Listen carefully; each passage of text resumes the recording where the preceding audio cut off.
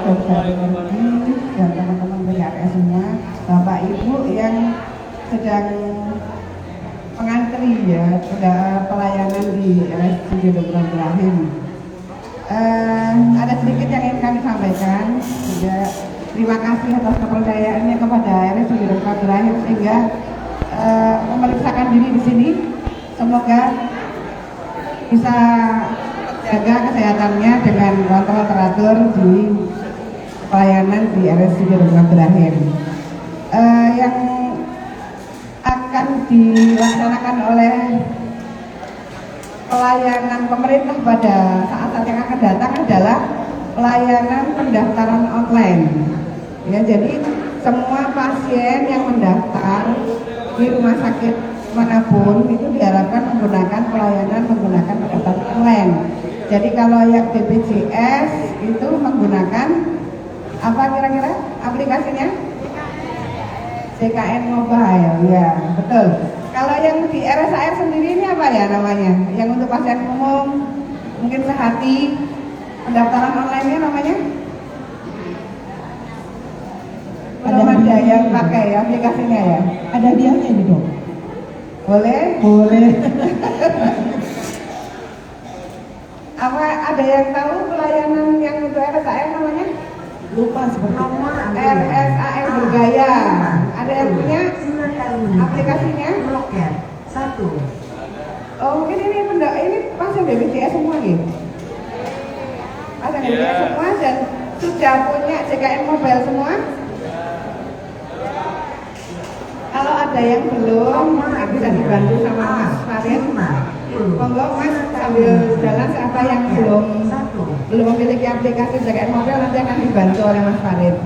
Jadi nanti diharapkan seluruh pelayanan di rumah sakit itu bisa menggunakan pelayanan pendaftaran mobile JKN atau online yang bisa dilakukan 1 hari sebelum pelayanan. Jadi kemarin sudah bisa daftar sehingga pada saat kesini sudah terdaftar. Hal ini akan memudahkan kita dalam mendapatkan pelayanan yang lebih awal. Itu ya. Jadi jangan sampai menggunakan manual, nanti lama-lama manual ini akan ditinggal. Jadi nggak perlu kesini hanya untuk daftar saja, tapi harus menggunakan aplikasi.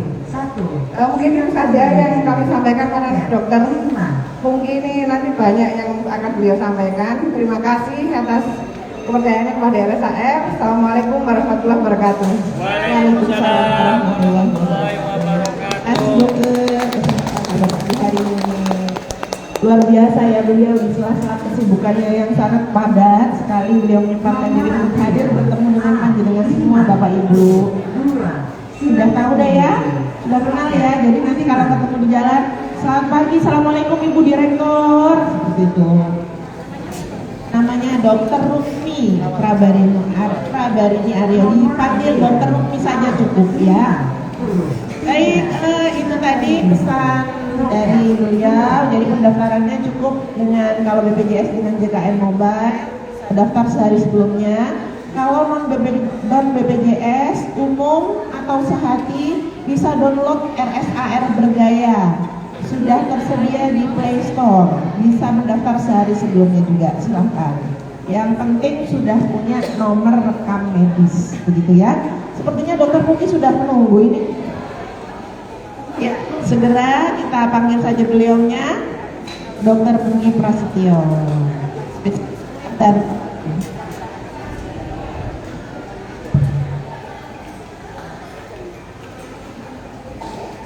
Selamat pagi semuanya. Pagi. Ini Dokter ini saya mulai menjelaskan.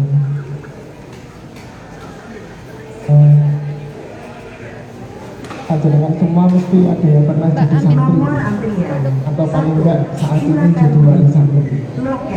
Pasti sudah pernah mengalami yang namanya gatal-gatal waktu nyantri. Nah, di pagi ini dalam rangka hari santri saya ingin berbicara sedikit tentang apa sih sebenarnya yang bikin gatal-gatal sama santri itu apa aja. Sebenarnya kemarin mau saya bawakan memang tim saya lagi uji kesehatan sehingga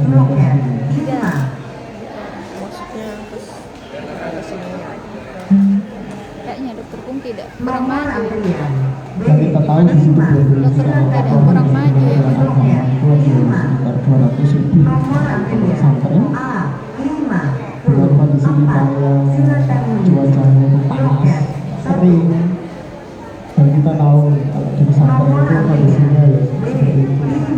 silakan Jadi banyak orang yang loket 5 banyak anak yang mau belajar, nomor antrian cuma tempatnya terbatas, sehingga dia harus berbagi, loket 5 sehingga dia harus berbagi dengan teman-temannya dalam kondisi yang 5 ya sepi, satu ruang isinya banyak. Dari beberapa pasien saya dari pesantren tidak bilang lebih dari 5 silakan menuju loket 3 sanitasi atau tempat mana itu juga bergantian, ya juga mepet-mepet jadi satu ini. 5 nomor antrian A5 Hal-hal yang seperti itu tadi kalau di bidang penyakit kulit dia berpotensi untuk nomor membuat antrian seseorang itu rentan terkena penyakit kulit. 6 silakan Cuaca panas membuat orang berkeringat, dempet-dempetan, gampang nular akhirnya. nomor antrian Belum lagi anak-anak itu kan asalnya dari macam-macam, ada istiadatnya yang nggak sama. Ada yang mungkin mandi sekali sehari cukup, mandi harus sampai 3 kali baru bersih. Nggak ada. loket 2 Benturan-benturan budaya kayak begini itu juga membuat seseorang itu A5 gampang silakan mati. menuju loket 1 Gimana? nomor antrian Orang itu untuk menjadi sehat, dia itu punya usaha, menjaga higienisnya dan sanitasinya. Intinya itu ada di sini. Jadi pencegahan seseorang biar tak sakit itu dari 2 hal ini secara sederhana. Higiene itu artinya dia menjaga kebersihan dirinya sendiri, sementara sanitasi itu dia menjaga kebersihan lingkungan. Yang Bapak Ibu harapkan bukan yang ini dok. loket Jadi anak yang jadi santri dia belajar dengan baik, 100 tak perlu pikir macam-macam, hasilnya bagus.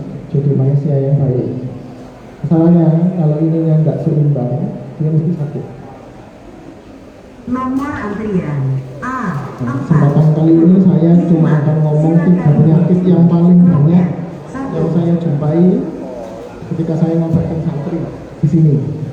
Nah, yang pertama ini skabies, yang kedua ini penyakit kulit bernanah, terus yang terakhir ini jamur.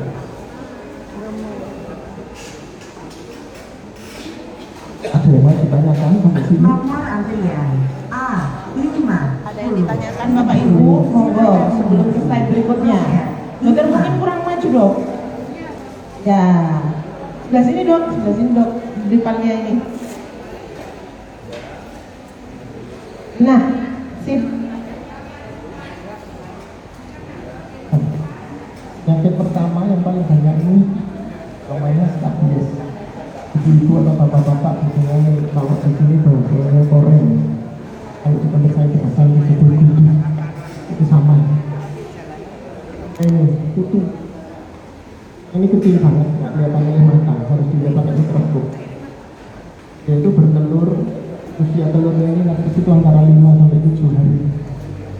Itu yang dia lakukan untuk merok. Ini bersarangnya ini dia di bawah kulit. Jadi dia menggali kulit, terus kemudian bertelur di bawah.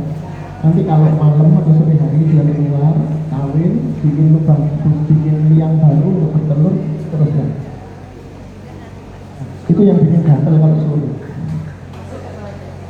Ya, masuk ke kulitnya ini. Gak sampai ke badan, cuma di kulitnya aja. Berapa mili? Nah, gejalanya yang khas itu ada 3 hal yang khas. Pertama, gatalnya itu di daerah lipatan. Lipatan itu bisa di jari, ya, di bawahnya payudara, di lipat paha, di kemaluan juga bisa. Kemudian timbulnya itu menjelang malam hari itu mulai gatal. Paling parah nanti ya malam hari. Sampai kadang-kadang orangnya nggak bisa tidur. Ya apa anaknya nggak bisa tidur. Dan ini penanda yang ketiga di sekitarnya si sakit atau pasien mesti ada orang yang nomor antrian B6 entah itu dia yang ketularan atau dia yang menular. Pokoknya gejalanya sama. Gatal di daerah batang di dalam hati. nomor antrian B5 silakan Jadi menuju insidensi skabies loket itu adalah 5 penyakit kulit menular nomor yang antrian disebabkan dari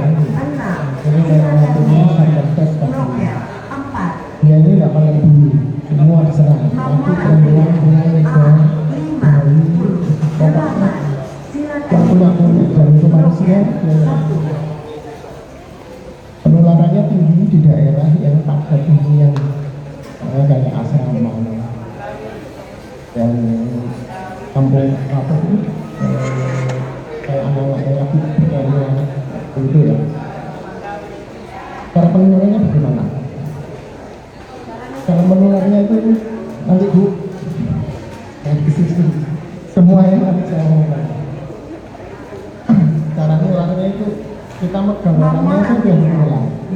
Penelitian di India di kalangan santri di India sana itu, jadi ustadz-ustadznya itu pada ketularan ketika dia salaman sama yang sakit itu berjauhan minimal 4 menit itu sudah Nomor antrian itu yang pertama. Yang kedua kontak tidak langsung. Kontak tidak langsungnya adalah menikahin ketika lebih menggunakan baju topi sajadah apapun itu nular. Kenapa? Karena telur kadang-kadang keluar belimbing jatuh keserimpet serat kain, kemudian dia dipakai orang lain larva. Penyakit ini besar, jadi gatalnya itu satu malam. Ini daerah kita kena ya, ini berusaha. Kalau berat dia itu menebal kayak gini. Biasanya ini dijumpai pada orang yang dengan kepala tubuh, jadi tubuhnya bahkan nggak mampu untuk bunuh itunya. Nah, ini apa?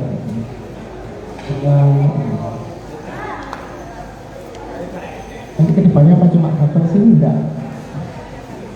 Kondisi yang buruk itu yang dari modern ini seluruh kulitnya seluruh tubuhnya merah.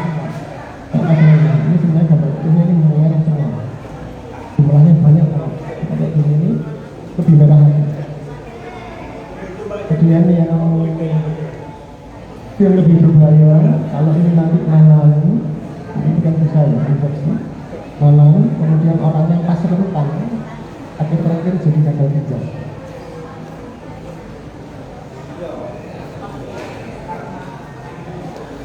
Ini penyakit yang kedua, ini penyebabnya bukan kutu tapi lebih kecil lagi, kita sebutnya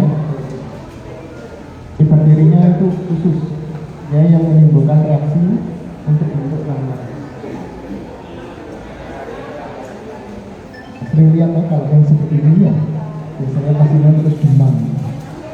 Dua bakteri yang paling sering bikin sakit nanang kayak gini itu dua. Ini sama kayak itu tadi, ini kalau nyerang dia nggak pandang dulu, semua dirapi. Uang muda lagi perempuan. Nomor antrian A Ini juga sama, karena kontaknya itu butuh treatment, jadi makanya banyak kita dapatkan kalau ada yang satu sakit. Nomor antrian Apa temannya di sekitarnya itu biasanya sering demam. silakan Terutama kalau sering garuk-garuk, loket 3. luka masuk ke tubuh.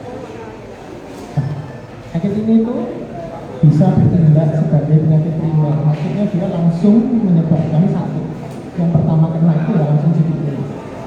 Tapi ada juga yang dia berupa komplikasi, ya dia jamuran dulu, atau dia kena kutu dulu, terus ditaruh, Nomor antrian masuk, A6 disebut penyebab sekunder.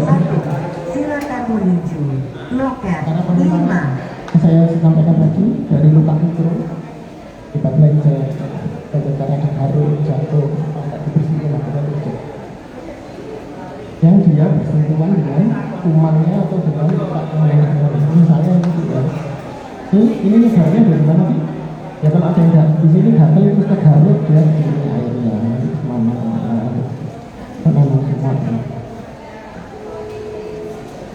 Komunikasinya seperti sama seperti yang tadi. Jadi kalau individunya rentan, maksudnya itu cocok dengan penyakitnya, ya penyakitnya nggak mau pergi, malah bikin kerusakan ginjal. Akhirnya begitu. Ada beberapa ini mirip dengan beberapa orang sakit flu yang terus berarti penyakit lainnya jantung. Silakan menuju loket 3. Kemudian kalau dia meluas, kondisi orangnya lemah, Nomor ini antrian bisa nggak sadar. Atau kondisi yang disebut silakan menuju kalau yang seperti ini dia harus masuk ke ICU. Ini makanya kalau ada nanam sedikit, jangan diremehkan. Ya memang kebanyakan orang bisa sembuh. Cuman kalau ternyata selama jangka waktu 3-4 hari terus dia ada demam, ada apa, Nomor antrian akhirnya semua tidak masuk dokter, tidak usah ditunggu, silakan menuju loket 3. Nomor sekarang yang antrian 3, nah ini banyak sekarang lagi nggak hujan-hujan, tambah panas, orang tambah gampang ngeten, kulitnya lembab, jamurnya muncul. Dan kulit ini, kalau kulit itu dia bisa tumbuh di mana aja. Mau di daerah lipatan bisa, di daerah kulit yang terbuka bisa. Syaratnya cuma satu, kulitnya itu lembab. Silakan menuju loket Kalau dilihat di bawah terus tuh jamurnya itu yang biru-biru. nomor antrian Ini kalau tulis polanya, kalau dia udah nempel dia akan biru. Koloni itu kumpulan dari jamur. Jadi nanti dia itu yang awalnya kecil dan tambah lebar. Sebenarnya dia ini nggak cuma menyerang kulit, tapi juga bisa kuku, kuning, ini atau dia di rambut. Kalau di rambut biasanya itu jadi botak. Yang paling banyak nomor kalau santri-santri perempuan yang berobat ke polisaria di lihat lahan. Tapi bukan saya yang lihat ini, perawat saya yang berobat. nomor antrian Kalau berobat poli kita jangan khawatir, kita nggak akan lihat.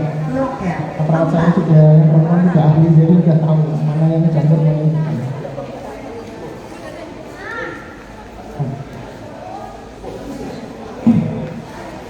Gejala awalnya itu adalah bercak merah. Kemudian tepinya itu antara tengah sama tepi itu lebih merah yang tepi, itu yang khasnya. Kemudian itu ada anaknya, ada anaknya. Kemudian dia menumpuk jadi satu, jadi bentuk kayak gini. Ini awalnya itu kayak gini, tengahnya itu kayak kulit normal, pinggirnya kayak gini. Jamur gitu. Gatalnya kapan? Kalau dia kena air, misalnya keingetan atau habis mandi, pokoknya kulit kita basah, dia mesti gatal.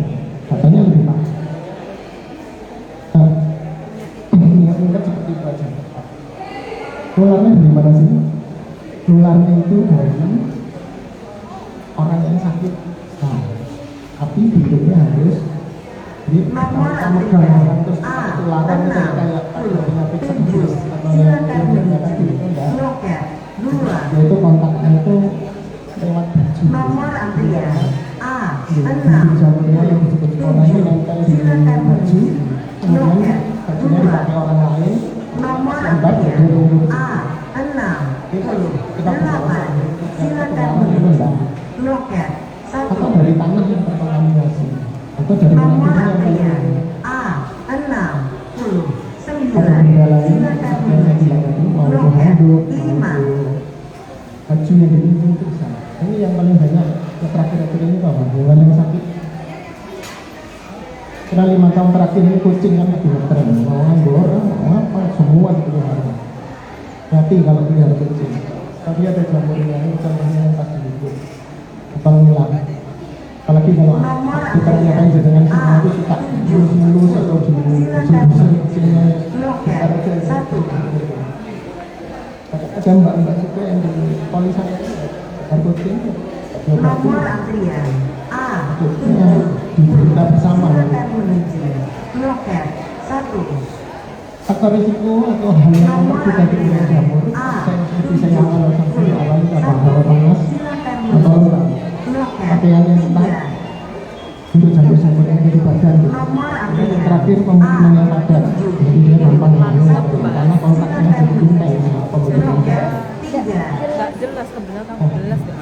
Ini cara penanggulangannya, cara mencegahnya. nomor Kita belum ketemu sama dokter, gampangnya gini. Kalau ibu, silakan menuju bapak punya loket orang yang jadi santri, cara Apa nomor kita antrian ini saya rangkumkan dari beberapa survei. silakan menuju loket Hampir sama untuk tiga penyakit ini. Mandinya gimana? Mandinya tetap normal 2 kali sehari. Kemudian kalau untuk yang kutu itu boleh belum ada sulfurnya gitu, tapi jangan lama-lama, paling pol 7 hari aja. Kenapa? Kalau di sini udara kering kita pakai sulfur terus, karena kita nggak mau nanti daripada balik ke dokter tak pakai terus biar tercegah, enggak yang terjadi nanti malah tambah kering. Sama kalau belum penyakit kulit bilang sabar Apa teman-teman mungkin ya, Mbak? lebih maksimal. Mbak Ika. Lebihnya Ika ICU. ngomong dulu ke dokternya ini boleh dilanjut apa enggak, karena kulit setiap orang nggak mesti sama kekuatannya. Jadi apa yang ada sulfurnya ini yang baru-baru yang untuk anti kuman itu ada beberapa merek. Ini kan di sini kayaknya belum masuk. Ibu boleh pakai sabun yang ada sulfurnya dijual di rumah atau di mana yang sudah sulfur itu boleh. Nah, kemudian untuk yang penyakit jamur, mandinya tetap cuma ada tapinya. Jadi ketika mengeringkan badan dengan handuk itu harus benar-benar kering, nggak boleh ada sisa titik air, ya. Karena kalau lembab sedikit dia mesti kambuh. Kemudian perlakuan untuk kain, semua kain yang dia pakai untuk pakaian, alas tidur, alas sholat, handuk. Nah, ini yang paling agak ribet itu kalau dia kena kuku. Kena kuku ini cara nyucinya kain-kain itu tadi, pakaian dengan alat-alat itu harus diurut dulu di air panas 15 menit. Fungsinya untuk apa? Untuk membunuh telur-telur atau kuku yang mungkin tersangkut di sekitar itu. 15 menit, angkat, masukkan ke mesin cuci atau cuci biasa, pakai air dingin. Jadi fungsinya ini cuma untuk rendam aja. Nah, kemudian kalau sudah selesai seperti itu dijemur. Setelah dijemur, nasihatkan kepada anak-anaknya panjenengan yang jadi santri, jangan ditukar-tukar. Tidak ada yang namanya pemakaian bersama. Karena itu nanti tidak menimbulkan penyakit, justru malah mempersulit. Ya, dijemurnya pun kadang-kadang harus terpisah antara anak yang lagi sakit dengan yang penyakit yang ada nanahnya pokoknya sama, cuma dia tidak perlu direndam di air panas, dicuci biasa. Ketiganya ini sama, pokoknya jangan ditukar-tukar. Itu nomor satu yang harus diingat, pakai sendiri. Egois ya harus tidak apa-apa daripada sakit kita raja, ya. Nah, untuk yang penyakit jamur itu ada saran tambahannya. Jadi kalau bisa atur ya ibu bajunya itu supaya dia keringatnya itu enggak terserap cepat evaporasi. Sehingga nggak boleh kan baju depan ini membuat kelembapan dan kulitnya tenang. Untuk di kamar itu memang harus rutin dibersihkan. Kalau ada debu ini dipakai, kalau nggak ada alas tidurnya itu ya dijemur. Pokoknya kena sinar matahari minimal 3 jam, itu biasanya bibit penyakitnya mati. Kemudian ruangannya itu kalau bisa suhunya stabil, aliran udara. Kenapa kok? Itu suhunya itu stabil dan ada aliran udara supaya keringatnya nggak banyak. Intinya kalau di situ botol ini musuhnya ya keringat itu. Kalau ventilasinya bagus, ada aliran udara, keringatnya cepat menguap, insya Allah nanah itu nggak akan terlalu lembab sehingga jamurnya untuk menempel itu agak susah. Nah, kemudian perawatannya gimana? Maksud saya setelah ketemu dokter di rumah apa ini? Untuk yang penderita SKBS ini sebaiknya diisolasi, dipisahkan antara yang sakit sama yang enggak, karena ini menularnya cepat kan? Yang ngolesi salepnya dan minum obatnya. Tadi arahnya ke sana, Mas. Ada yang ngawasi, karena namanya anak-anak mas. Kalau ada orang tua nggak ada apa itu cenderung secepatnya sendiri. Saya bisa kepala kamarnya yang ngawasi, yang sudah diminum, tapi yang belum sudah harus cerewet. Karena kalau enggak, nanti satu kamar 40 itu sakit semua. Untuk yang golongan penyakit yang bernanah itu kalau saran saya bawa aja ke puskesmas biar perawatnya yang melakukan perawatan dari letaknya bisa dikerjakan oleh anak sendiri.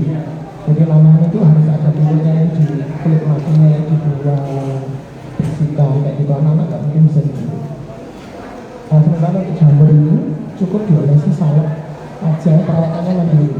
Jadi nggak perlu ketemu nakes, nggak perlu ketemu diawasi orang, karena dia yang paling gampang. cuman sifatnya itu tambah ya dia lebih tinggi. Kenapa?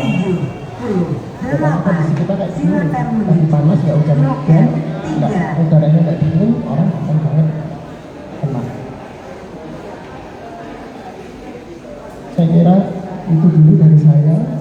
Kalau ada yang belum jelas bisa ditanya. Terima kasih. Udah dong. Oh, so. Coba disilat-silatannya. Kita banyak-banyak. Kami bingung kan. Udah, setelah ini coba. Isi orang mana? Oh, matur nuwun nih Pak. Ternyata selesai. Sedikit sekali ya dong. Tapi ternyata gambarnya itu luar biasa menariknya ya. Menarik sekali ternyata. Oh, ternyata penyakit kulit itu begini bentuknya. Ternyata penyakit kulit itu macam-macam bentuknya. Jadi jangan sepelekan tentang kulit ya. Oh ya, saya lupa. Hari ini kita live Ibu Bapak, live di akun Instagram kami di @rsud Dr. Abdul Rahim. Sebelumnya mau dikit saya nyapa dulu sobat online yang ada di rumah yang mungkin hari ini meluangkan waktunya sambil masak, sambil mengerjakan pekerjaan rumah. Selamat pagi Bapak Ibu, selamat bergabung bersama kami di akun Instagram kami di rsud Dr. Abdul Rahim ya. Buat panjenengan semua yang ingin mirsani, mungkin tadi kelewat, nanti mungkin besok atau nanti malam bisa nonton siaran ulangnya di channel YouTube RSUD Dr. Abdul Rahim. Yang belum follow silakan follow, yang belum subscribe silakan subscribe ya, dan jangan lupa nyalain loncengnya gitu. Jadi biar ada pemberitahuan kalau ada info terbaru dari RSUD Dr. Abdul Rahim. Baik, dari penjelasan Dokter Pungki yang tadi sudah disampaikan tentang penyakit kulit pada santri yang sering terjadi pada santri. Maksud saya di sini bukan berarti santrinya semua penyakitan, tidak. Tapi mungkin hal ini bisa saja terjadi di manapun, bukan hanya pada santri, bukan hanya pada di pemukiman padat penduduk, tidak, tapi mungkin juga bisa terjadi pada kita. Dari penjelasan tersebut tadi ada yang mau ditanyakan, mumpung ketemu sama dokternya. Oh sudah ada, silakan. Mau yang mana dulu ini? Ibu dulu, silakan maju Ibu. Ya silakan sebelah sini Bu, kita live hari ini. Boleh sapa dulu keluarganya Ibu yang ada di rumah. Halo yang ada di rumah, saya lagi di RSUD Dr. Abdul Rahim. Ibu dari mana dengan siapa? Saya dari Jakarta dengan Ibu. Bu Nurul Husna. Ibu Nurul Husna dari Kesambirampak Dokter. Silakan Ibu yang tanyakan.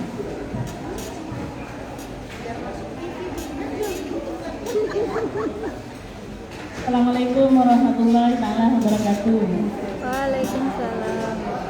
Terima kasih Dokter Pungki yang telah memberikan maaf Pak ya. Terima kasih Dokter Pungki yang telah memberikan penjelasan. Tapi bagi kami ada yang bertanya, yaitu kami soal kesulitan. Yang sering saya temui yaitu di sekolah, kebanyakan anak-anak kena Tak pikir penyakit bentar Mas mau kemana? koreng gitu Pak. Sampai parah. Solusi sekolah itu akhirnya sudah dibawa ke puskesmas, tapi tetap terus menular kepada murid yang lain. Kami mempunyai solusi dengan teman-teman, akhirnya anak-anak itu dihibur yang punya penyakit. Saya mau tanya yang pertama ke Dokter Pungki, yaitu apa yang harus dilakukan oleh seorang pendidik atau guru menghadapi anak yang berpenyakitan seperti itu. Terus yang kedua, ada anak lagi yang jamuran Pak. Itu yang jamuran kayak tadi, yang di tengah kayak kulit normal tapi di pinggir merah-merah. Itu sampai seluruh tubuh jamuran Pak. Dengan saya Pak, dengan disuruh berhenti makan terasi, telur, ikan lagi. Apa betul tindakan itu? Anak-anak untuk berhenti dulu. Itu pertanyaan kami.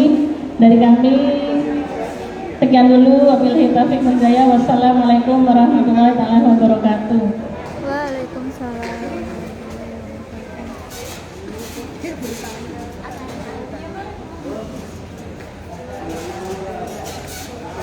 Matur nuwun Ibu Nurul. Siapa tadi? Nurul Husna, ya Allah lupa masih muda kok seperti Ibu ngapunten, mau silahkan dokter. Jawab langsung aja Ibu.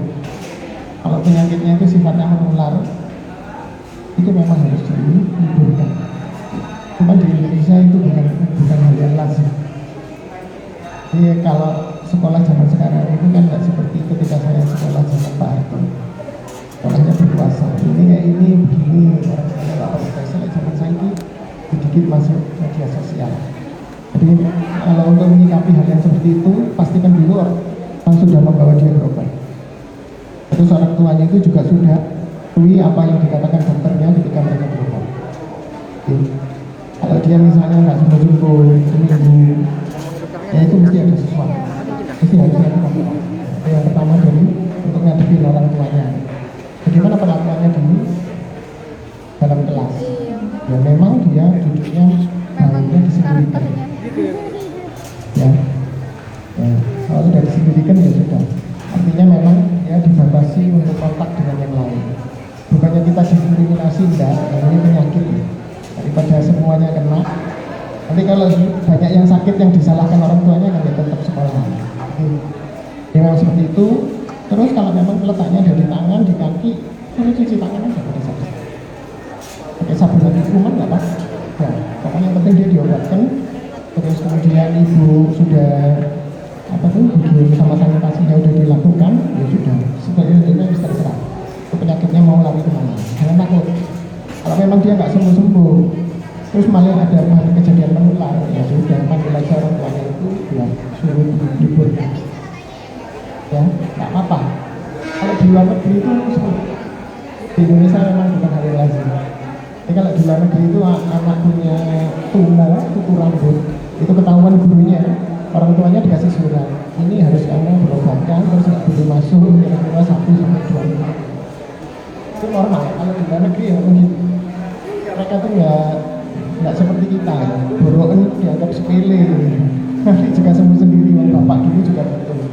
Dulu bahkan kalau jamnya di telutuhnya jarak atau apa itu sembuh sendiri. Gitu kan? Sekarang kan nggak salah. Dan yang kedua, yang kayak gini ini biasanya terbatas kalau dia jamur. Kalau dia sebadan, mesti bukan jamur itu ada hal lain. Berobatkan aja. Biasanya yang kayak gini-gini yang dia banyak justru itu eksim atau dermatitis atau nah itu bukan penyakit menular kan itu dia itu memang sakitnya lembut. Soalnya kayak gini nih nggak banyak, kemudian cuma di pipi, di kening, kemudian di rambut kayak gitu. Kalau dia banyak banget, kemungkinan itu penyakit yang lain. Gitu. Sampun dokter, sampun ibu. Masih yang unek-unek yang bisa megang. Di mana? Oh sebentar. Oh gitu. Ibu guru masih aktif ibu? Aktif. Mungkin di sekolah disediakan fasilitas untuk cuci tangan bu, ada. Berarti memang harus rajin mengedukasi murid-muridnya untuk cuci tangan. Harus ada sabunnya. Kan kalau cuma ada tempat cuci tangannya tapi sabunnya nggak ada. Gitu, iya. Sampun Bu Nurul, terima kasih. Monggo Ibu berkenan depan dulu. Kami ada sedikit souvenir untuk panjenengan Ibu. Ini iPhone ke-25 Bu, keluaran terbaru 2024. Ya, sebelah sana. Kesini dulu. Dan hitung mas. 1, 2. Matur nuwun Ibu, sehat selalu. Iya, mungkin oh ada satu lagi, monggo. Silakan, ada yang ditanyakan. Siapa dulu nih? Oh saya dulu ya, sebentar ya Bu ya. Sini Bu, sini Bu. Ibu dengan siapa dari mana Ibu? Saya Andrea dari Loket 5.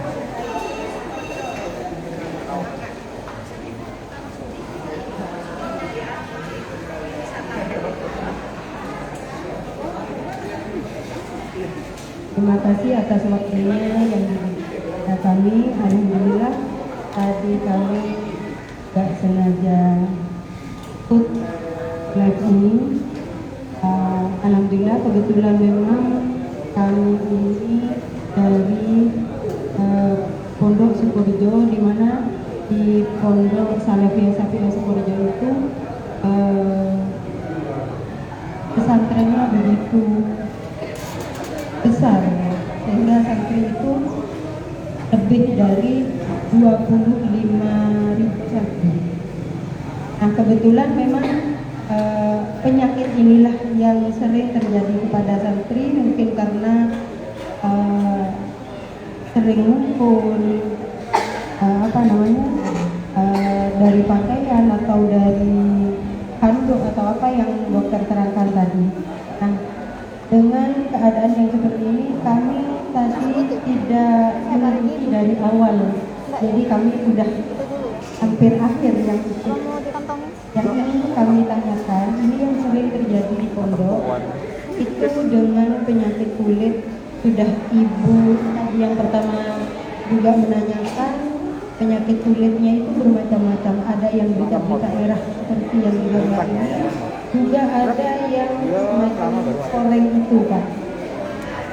Mungkin yang pertama, ada kiat-kiat apa sebelum terkena penyakit kulit ini, apa yang sebaiknya yang lebih difokuskan itu kita jaga, mungkin dari makanan atau vitamin yang akan dikonsumsi gitu, selain hal-hal yang sudah dokter sampaikan tadi untuk pencegahannya atau pengobatannya itu. Terus yang kedua juga, apakah juga kayak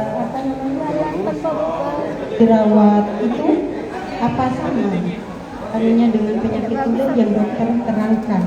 Itu karena di situ kan banyak, termasuk anak saya, kena penyakit kulit yang berjerawat. Itu dari apa kira-kira? Apa dari usia atau makanan? Bagaimana? Itu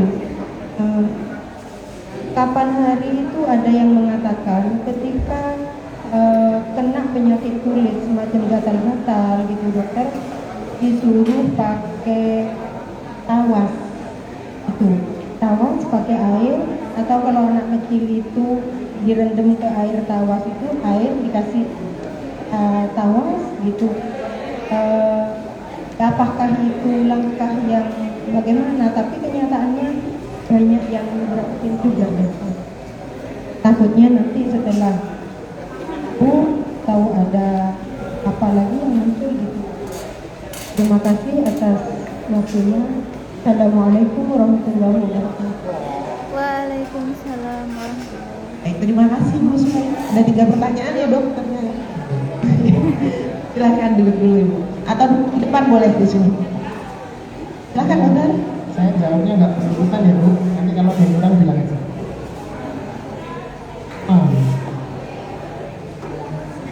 Apa sih kok misalnya itu banyak penyakit kulit?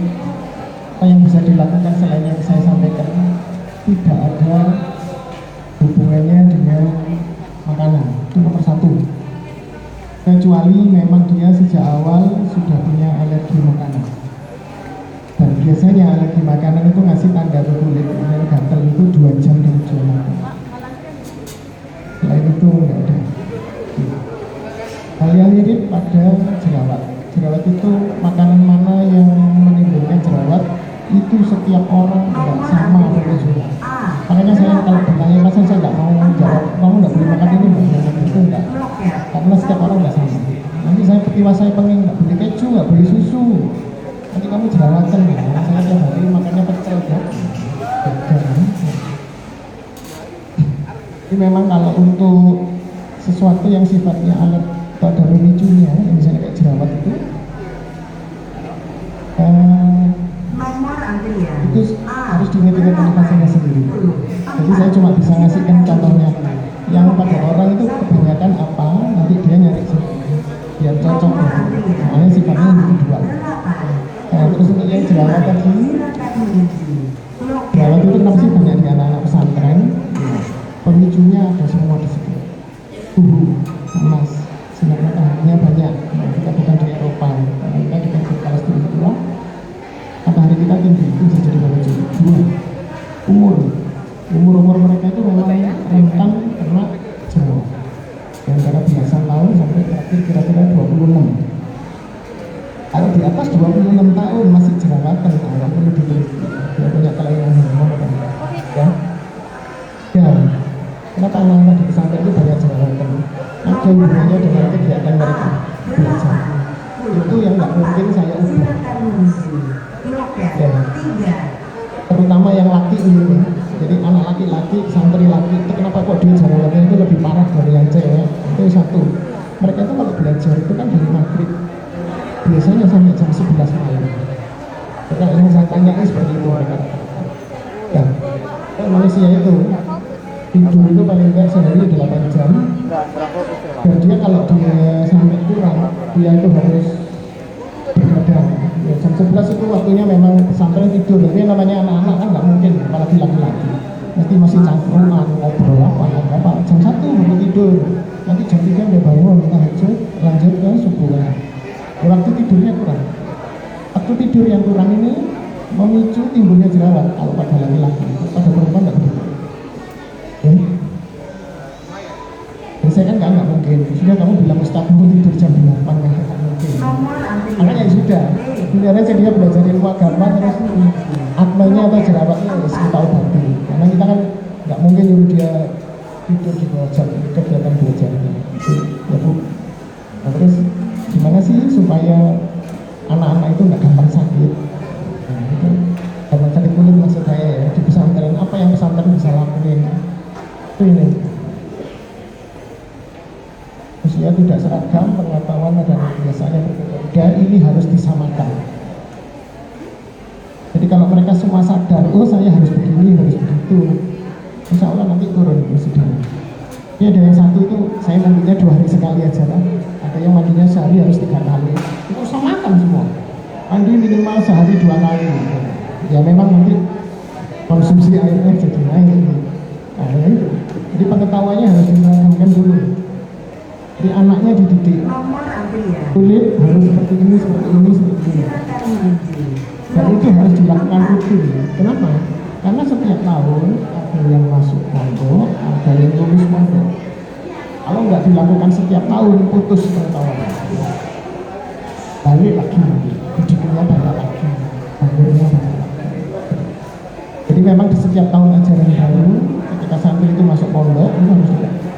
Ya selain dikasih tahu kewajibannya apa, kalau bisa nanti undang aja puskesmas atau undang saya boleh, nanti saya kasih tahu biar nggak gampang seperti ini gimana. Terus kemudian kondisi ini kan nggak terhindarkan. Nah, kondisi yang tak terhindarkan ini harus pihak pondok ya. Karena kalau orang tua ya apa wali santri saya dokternya nggak bisa ngomong. Jadi memang kondisi fasilitas itu ya memang itu yang penting. Yang penting menurut saya kalau hidupnya memang sebanyak ini serapat ini harus ada aliran udara.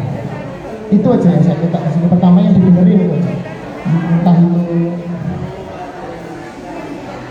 itu nanti dari lulusan yang jadi arsitek atau apa dimintai bantuan gambar modifikasi bangunan yang bagus atau nanti ada CSR kayak gitu. Apa tuh usaha yang paling mahal? Yakin aja. Yang penting anaknya dulu diberi perilakunya.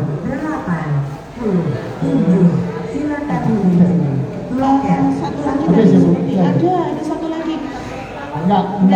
Seberapa efektifnya memakan tawas dong untuk pengobatan kulit? Iya. Tawas itu kan Rexona. Itu disebut merek ini. Ya ya, bahannya sama dengan Rexona. Jadi kalau dioleskan ke kulit, dia memerangkap air, kulitnya jadi kesat ya. Itu nggak ada gunanya kalau ibu mandikan pakai itu, menurut saya. Malah bikin kulitnya kering, kalau di situ bondo ini nanti malah jadi gatal. Ya kalau pas lagi nanam itu mandikan air yang dikasih dekel aja itu lebih masuk akal. Nggak usah dikasih tawas. Itu sama dengan kita kalau berenang kan dikasih kaporit ya. Setelah berenang kan orang disuruh mandi lagi kan supaya takutnya hidup. Sebenarnya kayak gitu. Nah ini kan enggak, malah untuk taras ya wis. Ada Bu. Sebenarnya kalau untuk Sukorejo, rumah sakit ini sudah bikin program konsultasinya online. Kita nggak tahu kenapa sampai sekarang belum berjalan. Nah kalau ada konsultasi online itu enak, karena nggak bisa dibawa ke sini. Saya tinggal ngajarin perawatnya. Ya semoga nanti tahun depan sudah mulai bisa berjalan. Ya, saya tambahkan sedikit ya dok. Jadi rencananya inovasi ini namanya Lentera Masa Bu. Jadi untuk memfasilitasi konsultasi dari pihak ke rumah sakit. Jadi sakitnya tidak perlu dibawa ke sini ya dok. Gitu. Jadi bisa online. Jadi tidak perlu, kalau sini biayanya mahal, belum lagi antrinya, jadi memakan waktu, biaya dan segala macam. Belum beli makannya ya Bu. Ya, jadi doakan saja Lentera Masa ini bisa segera kami launchingkan, gitu. Mana ketuanya dokter tadi? Sampun, begitu. Mohon berkenan Ibu menerima HP Samsul ya, bukan Samsung, Samsul terbaru. Silakan.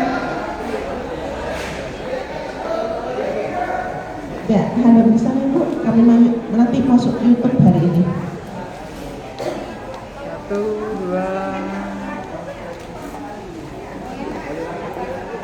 Oke, terima kasih Bu Saini dari Sukorejo.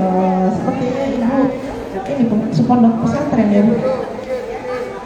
Pengasuh pondok pesantren salah satunya. Oh, Bu, alhamdulillah bisa. Kebetulan ini sudah digariskan sama Allah untuk hadir di sini ya Bu ya. Bisa ikut edukasi Dr. Muki, alhamdulillah. Ini bisa disampaikan ke pengasuh. Terus silakan. Monggo selanjutnya, silakan Ibu yang coklat dulu. Sebentar ya Ibu. Oke, Dokter Laris Manis dok. Dia sampai jam rolas dokter. Monggo silakan Ibu, dari mana dengan siapa? Ada pesannya Bu? Assalamualaikum warahmatullahi wabarakatuh. Waalaikumsalam. Saya Nuralinda dari Kampungan. Sebelumnya saya ucapkan terima kasih ya dok, karena jarang-jarang kesempatan seperti ini ya dok ya. Ini kejadian ini terjadi sama anak saya dok. Anak saya tuh seperti jangkrik gitu dok, jangkringan. Tapi itu terjadinya ketika musim panas seperti sekarang. Kalau sudah hujan itu bersih sudah dok kulitnya. Tapi itu kadang itu buat anak saya tuh insecure dok. Soalnya kan kulitnya itu kan tidak bagus itu dok kalau dikasih bedak. Anak saya masih umur 7 tahun. Itu kira-kira termasuk yang mana? Ya. Tapi kata saya itu dok, dulu saya masih kecil gak seperti itu juga. Ini apa karena genetik mana dok? Ya. Terima kasih. Terima kasih Bu Linda ya dari Kampungan tentang biang keringat dok. Apakah ada pengaruh dari faktor genetik? Dokter silahkan.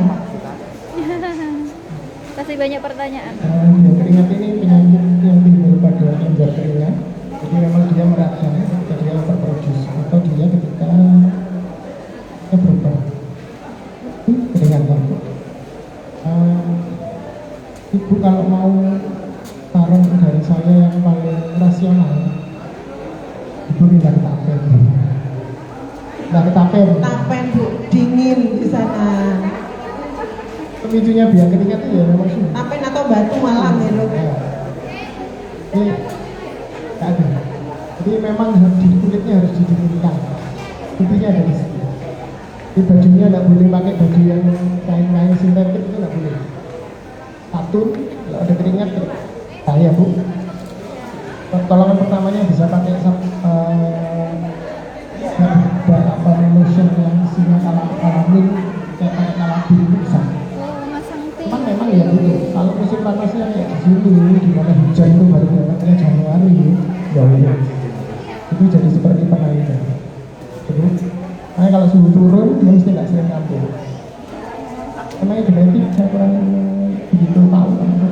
Kayaknya dulu tuh nggak, di waktu saya sekolah ini pelajarannya ini begitu nggak tahu kalau yang baru ini. Oh maaf. Kan ya gitu. Intinya dari suhu. Kalau dia terlalu panas, aliran udaranya jelek, ventilasinya jelek, kambuh. ibu memang punya sesuatu mau pindah ke tempat yang lebih jauh gitu ya. Naik ke apa itu kesuki yang naik ke situ-situ kan dia akan kambuh sepanjang tahun. Kalau malam biasanya juga suka gatel, badannya dong. Pertanyaannya gatelnya malam harinya itu subuh atau enggak? Gitu.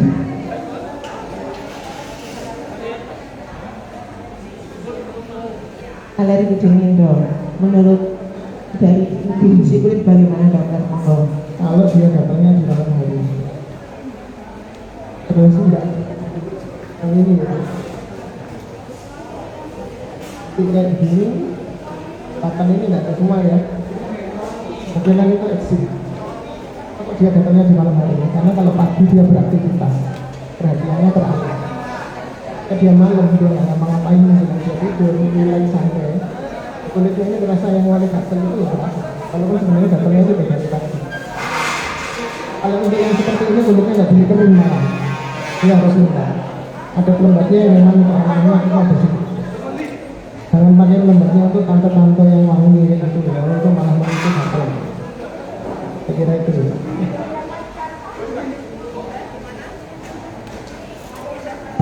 Batu, Malang, Bandung, yang dingin pokoknya Bu.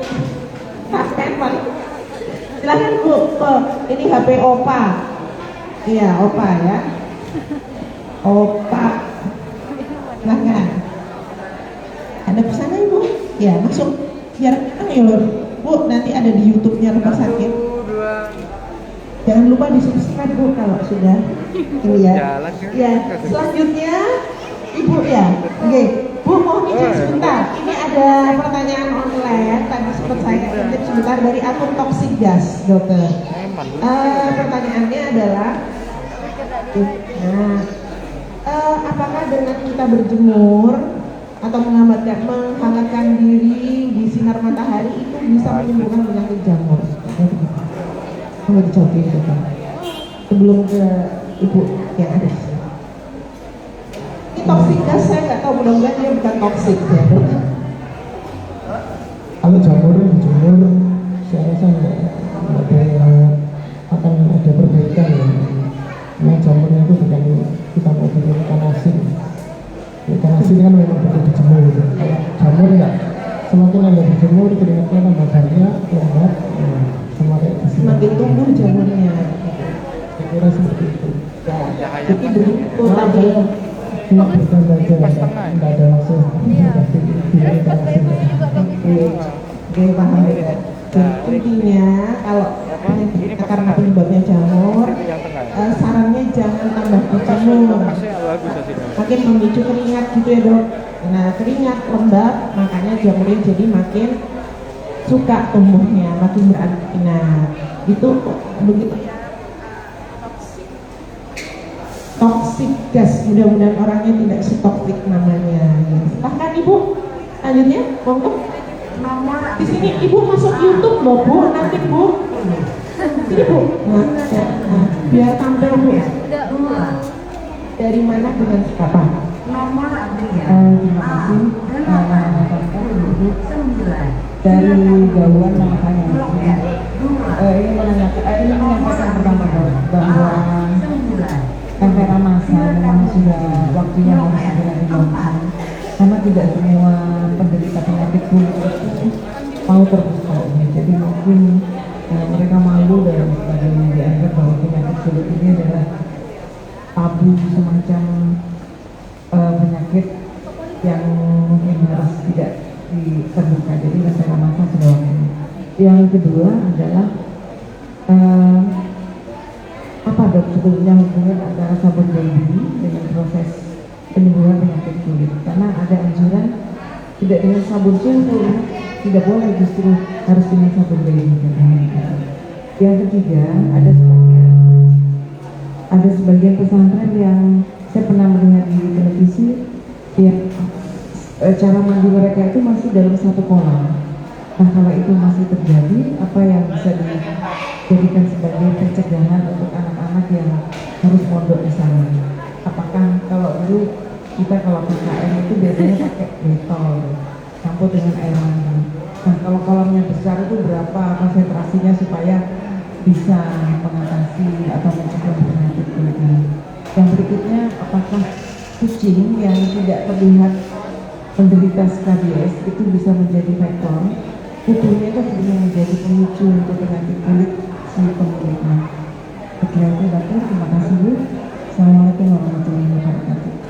Waalaikumsalam warahmatullahi wabarakatuh. Hesti dari Gawahan, borongnya ini. Untuk part yang satu saran ya Bu. Alhamdulillah ternyata lentera masa ini sepertinya harus segera di launching Dok. Nanti kita semakin harus merapat, harus segera diwujudkan lentera masa ini. Terima kasih Bu sarannya Bu. Ya. Kemudian yang pertanyaannya tentang sabun baby. Kemudian yang kedua tadi tentang kolam. Ya, yang ketiga tentang kucing Dok. Ya, silakan Bapak. Kenapa sih dokter kulit itu selalu bilang, Bu, sabunnya jangan macam-macam pakai sabun bayi itu. Itu sebenarnya simpel. Sabun bayi itu ada peluang. Dan biasanya anak-anak yang sakit itu kulitnya kondisinya seperti ini, makanya dia bilang kenapa kok sabun sulfur anti kuman itu tidak perlu digunakan, tidak perlu dipakai rutin? Ya, karena dua sabun itu sulfur dan anti kuman, kayak di sisi sama yang asalnya, itu dia membuat kulitnya jadi kering. Kulitnya kering, kulitnya gatal. Jadi ketika anak itu dia lagi masa penyembuhan, kita kasih sabun yang mild, yang pelembab. Sebenarnya bisa pakai oil of olay yang pelembab kan ada sabunnya, baterainya, atau pakai yang merek lain. Tapi saya takutnya kalau saya nyuruh pakai itu nanti rebutan sama namanya. Karena yang gampang dicari aja yang namanya itu nggak akan mungkin gratis, maka ya sudah sabun bayi. Umur berapapun kan sabun bayi itu jualan saya. Jadi memang kita nyari pelembabnya. Nah kalau terus kenapa kok saya nyarikan sabun bayi merek apapun ya, karena di situ boleh ini kalau mau ngasih merek ya memang ada produk-produk dermatologi sabun yang memang khusus untuk orang-orang yang sakit kulit itu ada. Cuma saya nggak mau menulis kenapa masuknya ke sini itu susah. Semua apotek mau jual. Dan kalau dijual pun harganya daripada saya menyengsarakan pasien, mungkin pakai secara sekurang. Terus untuk masalah kolam itu mandinya kita modifikasi aja. Daripada kita beli botol sekian liter itu, anak yang sakit mandinya di kaleng, mandinya dari itu. Kalengnya yang dikasih botol sekian mililiter itu seperti itu. Nanti mau membikasnya masuk ke kolam yang penting sudah punya botolnya sendiri. Nah itu saya taktiknya biasanya gitu, karena nggak mungkin saya nyuruh pondoknya Pak Yani ini jadi kan jeduknya tentara aja nggak bisa, tidak takut. Terus kemudian kucing ini susah. Saya sendiri di kanannya hewan ini saya nggak tahu kan memang ada skabies kucing itu spesiesnya dia sendiri, tapi dia juga bisa menular ke manusia walaupun dengan cara. Penanda paling gampang yang paling gampang banget untuk lihat kucing itu sakit kulit karena enggak mau itu jamur mau itu skabies, itu lihat ada kulitnya yang kering bersisik terus bulunya rontok. Kalau ada kayak gitu ya itu penyakit Kulitnya kucing ya Dok. mau di hidung mau di sini kalau ada pitak sedikit kulitnya dia itu sebenarnya secara sederhana kayak niteninya kayak gitu, karena saya bukan ahlinya kucing ya Bu. Kalau saya ada kucingnya kayak gitu enggak jadi diobati dulu ya, kalau aku dokter gitu. Itu sudah terjawab semua. Ibu mohon ada lagi yang belum dijawab? Sudah. Mohon perkenan Bu, ini ada PVV untuk Ibu. Tadi Samsul sudah, Oka sudah, Vivi sudah. Di sini Bu, ini untuk Ibu Hesti dari Jawa. Cangkong. Makin siang makin panas ini kayaknya ya. Sini bodoh makin siang makin panas. Oke, lagi yang mau ditanyakan? Sudah sepi tadi. Oh, satu lagi dong, Pripon. Ya, monggo Pak, silakan. Ke sini Pak. Nomor antrian B Dengan Bapak siapa dari mana? silakan menuju Saya Pak Ridwan dari Mantri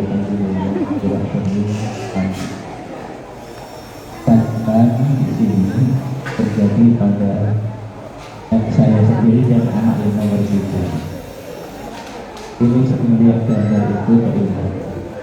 Jadi saya itu minum suatu obat, saya sebutkan mereknya nanti takut melihat produknya.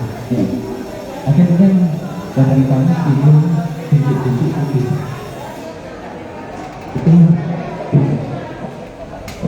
Itu terus sampai ke dada dan itu semacam palu tapi memang. Akhirnya saya sabun setiap hari dengan lantai, saya gosok-gosok, lama-lama hilang. Tapi nanti timbul lagi. Terus akhirnya ada yang memberikan saran sabun anti gatal, saya lakukan. Alhamdulillah ini lama, tidak timbul. Kira-kira penyakit apa itu? Ini terjadi sama anak saya nomor 3, tapi anak saya nomor 3 sudah sembuh total. Terima kasih atas jawabannya. Teman Pak Ridwan di sebelah sini aja duduknya, jangan jauh-jauh. Oke, silakan dokter. Kalau yang berkelindahan Bapak, kemungkinan itu susah radang. Kulitnya itu kemarin itu sempat radang, tinggalkan bercak sisanya putih-putih. Atau bisa juga sebenarnya itu sisanya palu ya bisa. Karena palu itu nggak semuanya. Cuman yang jelas setelah radang, ada memang beberapa individu yang dia jadi hitam di sisanya ini, tapi jadi putih. Ada gangguan dari kulit untuk kasih warna itu ada. Apalagi kalau bapak bisa usul yang dulu, ini sih kecil. Karena memang dia butuh waktu 3-6 bulan untuk hilang. Kalau bapak gosok, kalau bapak jemur, itu memang bisa hilang. Kalau itu dari saya. Iya. Gimana Bapak sudah bisa mewakili pertanyaannya? Jawabannya sudah bisa mewakili? Sudah bisa, alhamdulillah. Pak, Bapak mau HP Reni? Reni Pak, iya. Reni ya. Oh Reni ya. HP Reni ini, bukan Reni ya. Silakan Bapak sudah sini, ini diterima HP Reninya dulu. Ada di sana Bapak? Iya, masuk YouTube Pak. Jangan lupa nanti ditonton nanti malamnya Pak. Jangan lupa. Di nonton Pak Ridwan sehat-sehat selalu. Oh, makin siang makin panas.